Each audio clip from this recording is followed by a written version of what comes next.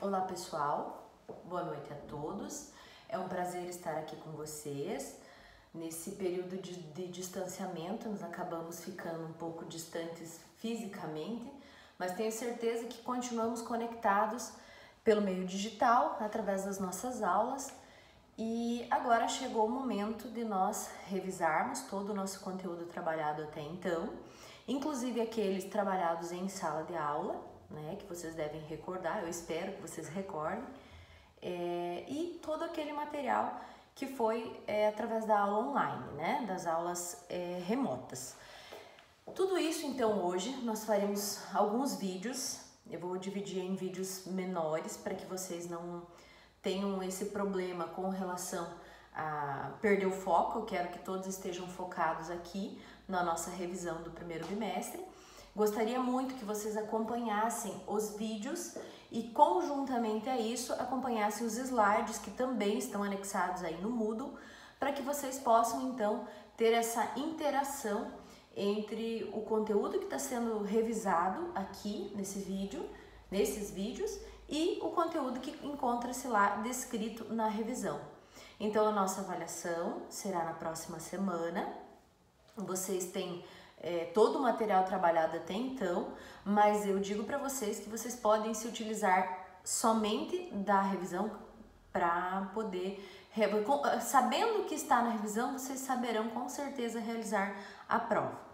Então, assim, eu gostaria também que vocês observassem todo o conteúdo já visto e fizessem perguntas, tirassem suas dúvidas ainda na segunda-feira, porque aí eu tenho tempo de gravar outros vídeos até na quarta para tirar as dúvidas de vocês, ou então nós conversamos de forma no chat lá na quarta-feira para eu tirar as dúvidas de vocês. Eu peço que vocês não fiquem com dúvidas em sala de aula, né, criaturinhas? Eu sempre pergunto, dúvidas? Não, só na hora da prova, né? Porém, agora mais do que nunca não é na hora da prova que vocês podem sanar as suas dúvidas. Então, aproveitem essa semana de revisão, o intuito é justamente esse, que vocês tirem essas dúvidas, e eu gostaria que vocês aproveitassem ao máximo isso, porque é para isso que nós, professores, aqui estamos, tá?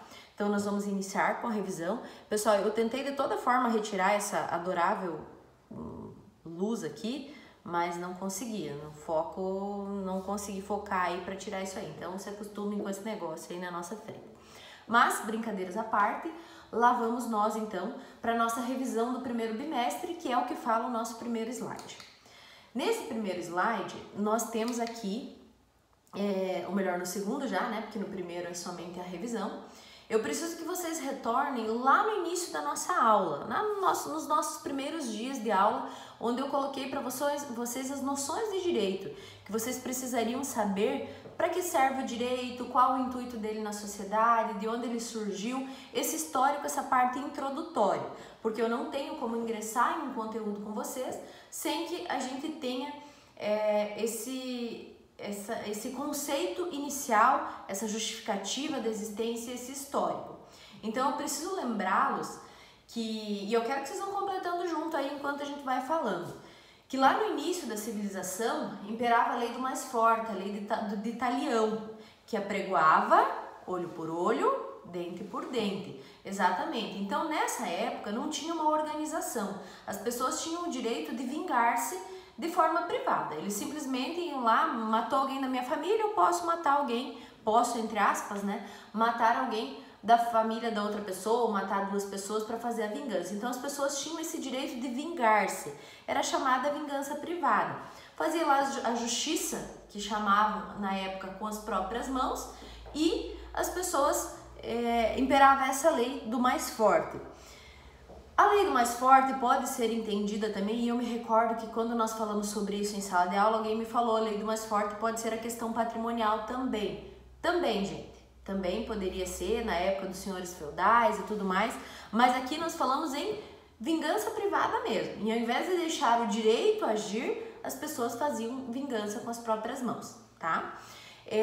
Depois eu digo para vocês que, repito, na verdade, que o direito ele é essencial para a vida em sociedade. Eu pedi para vocês durante a aula que vocês imaginassem como seria a sociedade sem o direito, né? Eu lembro que eu coloquei o exemplo também de como seria você chegar em uma esquina, não ter placa indicando que a preferencial é da outra, quem está fazendo ali o cruzamento à sua frente, como seria decidido quem vai atravessar, quem pode, quem não pode, né? Aí, então, eu digo para vocês que esse é um dos objetivos do direito, né? E um exemplo fácil da gente imaginar. Mas existem inúmeros outros exemplos que nós podemos imaginar. Mas o trânsito é um dos exemplos mais clássicos, porque é o que nós vivemos no nosso dia a dia. Então, o direito ele é essencial à vida em sociedade, é muito importante.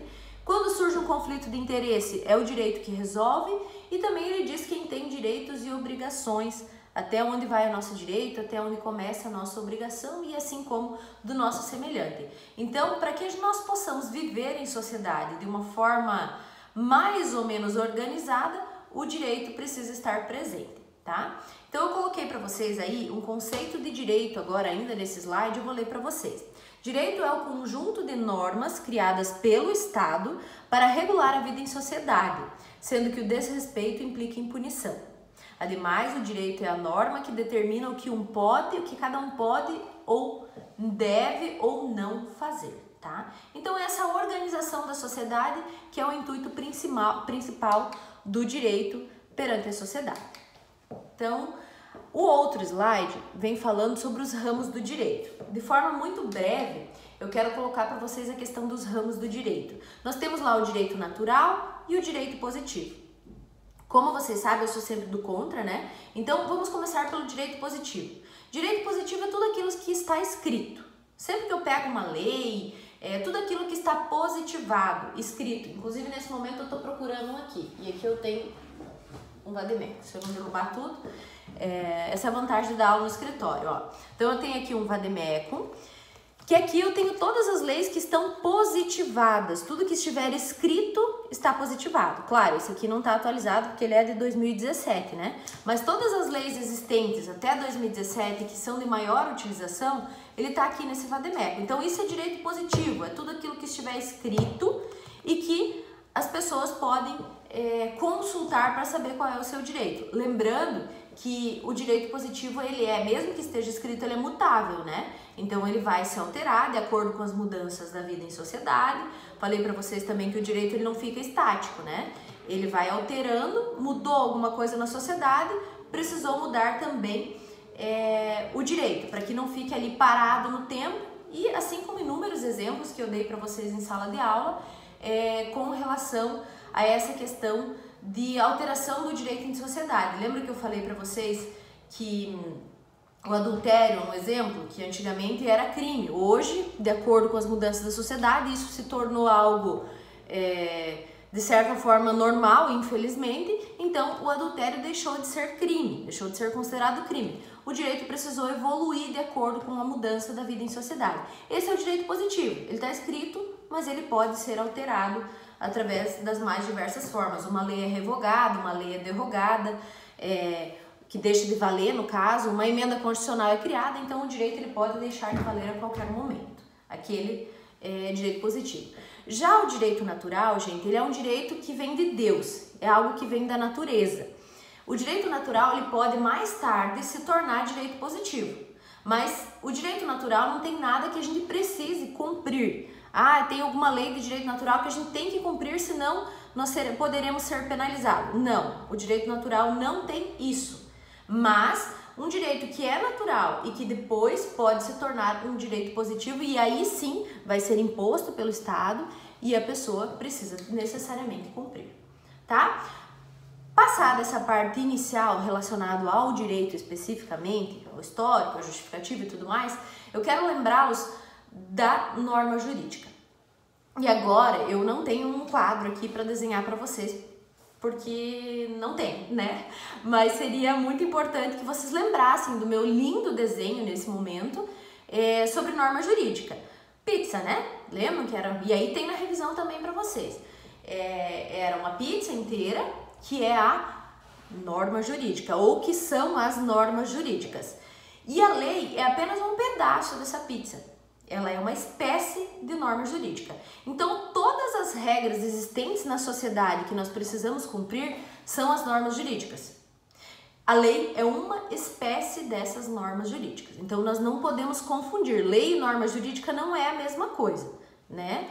O todo é a norma jurídica e uma espécie desse todo são as leis, no caso. E aí tá o desenho do pedaço de pizza aí para que vocês possam se situar e lembrar disso também. Depois, pessoal, que nós falamos desse assunto, nós entramos no assunto Estado, tá? E eu lembro que eu falei para vocês que o Estado, a partir daquele momento em que nós tivemos aula, o Estado ele deixa de ser o Paraná, que é a unidade de federação, né? Passa a ser o Estado maior, o Brasil, né? E eu coloquei para vocês um conceito de Estado aí dizendo que ele significa do latim status, que significa estar firme. E de fato esse é o conceito de Estado, é estar firme sobre determinado local, é estar organizado. Então, o Estado significa uma nação política e juridicamente organizada, tem a finalidade de colocar a ordem e a prosperidade do grupo social. Então, o Estado brasileiro ele é organizado para que possa ter essa questão de direito. Depois, eu quero que vocês lembrem também dos conceitos de elementos do Estado. E mais uma vez, eu não tenho um quadro aqui para desenhar, mas vocês devem lembrar claramente do meu lindo desenho do mapa do Brasil com legenda para que vocês lembrassem do que é, né? Não é mesmo? Devem lembrar. Os elementos do Estado são o território, o povo e a soberania, tá? Então vamos lá, vamos recordar aí do desenho. Quem não lembrar, me pede que eu vou fazer com papel e caneta e vou apresentar para vocês na próxima aula, para que vocês lembrem mesmo. Então o território é toda a extensão territorial, que isso é muito fácil de a gente lembrar, né? Toda a extensão territorial do Estado, que envolve solo, subsolo, espaço aéreo, espaço marítimo, tudo isso é o território, certo? Isso vocês devem lembrar. O povo são todas aquelas pessoas que eu pontilhei lá dentro do mapa do Brasil que habitam ali no território do Estado. Eu coloquei para vocês em sala de aula a diferença entre povo e população, mas agora eu não vou adentrar nesse mérito, assim, de a gente falar especificamente sobre essa diferenciação. Então, nós vamos falar somente do povo, tá? Então, é um grupo organizado com identidade de língua, de raça, que vive, uma coletividade de cidadãos que vive ali no território do Estado. Esse é o povo, somos todos nós, né? E por último, a soberania, gente. A soberania tinha lá o mapa do Brasil e eu fiz com canetão ao redor. E o exemplo que eu dei para vocês foi a questão da Argentina, tá? E agora, em época de pandemia, nós estamos vivendo claramente essa questão de soberania. Vocês devem ter conhecimento de que na Argentina, hoje, não pode entrar ninguém e nem sair do país. Isso é soberania. Eles determinaram através de uma lei, através de uma espécie de lei, que seria assim, que ninguém sairia e ninguém entraria. Isso é soberania. Aqui dentro nós mandamos, tá? Fora daqui, fora do nosso território, tudo bem, nós temos que respeitar as leis. E assim como ocorre no Brasil. Dentro do Brasil, nós temos o poder de autogovernar, autorregular, criar as nossas próprias leis e todos terão que respeitar. Então, a soberania significa isso. Aqui dentro do nosso território, nós mandamos, tá? Então, assim, entrou uma outra pessoa de outro país aqui dentro do nosso território. A partir daquele momento, ele está sujeito a obedecer, a respeitar as nossas leis, por causa da soberania que nós temos. Ok? Lembrando disso, agora eu vou falar para vocês das formas de Estado. E lembre-se, gente, não confundam elementos de Estado, território, povo e soberania. Aí nós vamos falar das formas de Estado, que pode ser unitário ou simples ou composto, tá? Então são duas formas de Estado. Preciso que vocês lembrem disso. A primeira delas é mais simples, que é unitária ou simples, como o próprio nome diz. É somente uma fonte de direito que é aplicada para o país inteiro, para o Estado inteiro, tá? Esse é unitário ou simples. O composto, existe uma divisão e nesse momento eu desenhei para vocês uma bola de futebol com várias divisões territoriais. Então, no composto, no Estado composto, depois a gente vai falar de federação e confederação, existe a divisão entre províncias, que é o caso da Argentina, um exemplo, e entre os estados, que é o Brasil. Então existe essa divisão, cada estado, cada província tem a sua fonte legislativa, mas sempre vai estar sujeito ao governo central. Então, nós temos o estado do Paraná, por exemplo, tem lá seu regramento, mas para tomar qualquer decisão fora do país, qualquer decisão precisa consultar o governo central, que é através da Constituição Federal. Então, dentro do estado composto, nós temos aí a federação e a confederação. A federação há uma reunião de vários estados, como vocês podem constatar aí na revisão de vocês, que não possuem autonomia internacional e precisam ser representados pelo governo central. É o que eu acabei de falar para vocês, né? Dentro do estado composto federado, se eu preciso, o estado do Paraná, ir conversar com o presidente da Argentina, por exemplo, não posso. Eu preciso ir lá para o presidente do Brasil, que vai e que vai conversar com o presidente da Argentina, levar o meu recado, digamos assim, através do presidente. Eu não tenho essa divisão territorial, mas eu não tenho essa autonomia internacional. Então eu não posso fazer nada sozinha. Eu tenho a lei ali, mas eu dependo do governo central, tá? A confederação é uma associação de estados soberanos que conserva sua plena autonomia internacional e interna, governados por uma junta composta de representantes de todos eles. Então não é o nosso caso, nós somos um estado composto federado, que é o exemplo que eu citei para vocês. O confederado, ele não precisa dessa representação do governo central, ele faz tudo sozinho. Ele tem uma autonomia perante internacional e nacional, certo? Para variar um pouco, meu passador de slides não está funcionando, não funcionou. Então vamos lá para o governo agora, gente. Superada a parte do estado, vou falar para vocês ainda sobre governo nesse primeiro vídeo, tá? Governo. A palavra governo é empregada para significar a organização política do Estado ou para designar o conjunto de indivíduos a quem é confiado o exercício dos poderes públicos. Pessoal, eu já falei para vocês, vou lembrá-los. O governo é uma forma de organizar política. Se hoje nós temos um presidente, se hoje nós temos um governador, se hoje nós temos um prefeito, ali o poder executivo, legislativo e judiciário, né? Temos juízes, temos desembargadores, temos vereadores, deputados, né, senadores, é porque existe essa organização política do Estado. O poder, gente, dentro de uma república, dentro de um Estado democrático, ele é do povo. Lembrem-se disso, o poder é nosso, mas nós depositamos esse poder nas mãos de outras pessoas para nos representar, que a gente faz através do voto, né? Então, nas formas de governo, nós temos duas formas de governo, a república e a monarquia. Então, nós sabemos que vivemos em uma república, que é uma forma de governo, e nós temos também a monarquia, que é uma outra forma de governo. Diferenças principais entre república e monarquia, né? Na república, existe o governo do presidente. Na monarquia, existe o governo do rei, que é soberano. Ele faz o que ele bem entender. E esse poder, ele é hereditário, ele vai passando de pai para filho e ele também é vitalício, para sempre, vai ficando ali na mesma família. Diferente da república, onde existem mandatos temporários, mandatos políticos temporários, onde a pessoa precisa se sujeitar ao voto para saber se ele vai continuar no poder ou não. E também não há sucessão hereditária, obviamente, né? Então essas principais diferenças entre república e monarquia, nós sabemos, né? O poder do rei lá na monarquia, ele é ilimitado, ele faz o que ele bem entender. Existe a vitaliciedade, que é para sempre, e a sucessão hereditária. Diferente, então, da república, que são mandatos temporários e que a partir do momento que a pessoa falecer, a família dela não vai continuar no poder, tá? Além disso, nós temos ainda os sistemas de governo, que são o sistema parlamentar e o sistema presidencialista. Então, desse aqui eu não vou falar muito, porque o que vocês precisam saber realmente são as formas de governo.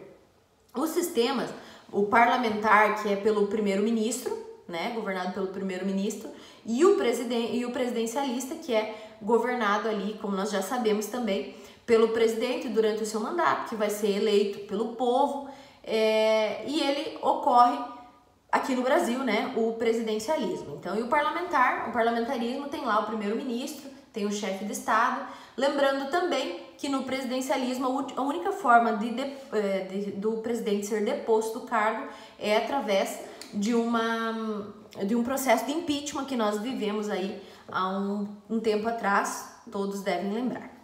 Beleza, pessoal? Então, até aí superada essa primeira parte da revisão, que é um pouquinho mais extensa, porque é histórico, vocês precisam lembrar. E encerramos esse vídeo, então, para não ficar tão longo, vocês vão lá tomar um cafezinho, uma água, que a professora também vai tomar, e logo nós retomamos aí para falar dos demais temas. Beleza? Até daqui a pouquinho mais.